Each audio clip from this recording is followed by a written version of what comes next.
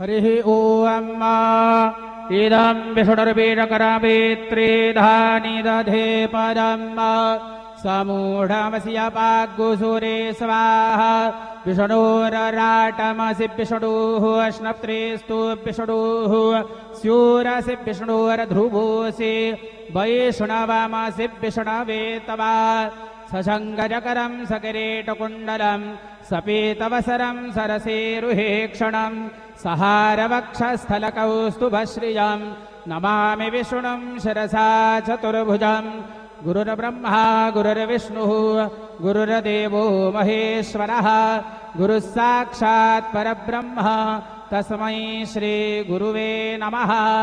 सद्गुरु साईनाथ देवताभ्यो नमः। सायंकाले चरणकमलेभ्यो नमः। दिव्यचन्दनं समर्पयामि त्वाङ्गन्धर्वा अखनौ स्वामिन्द्र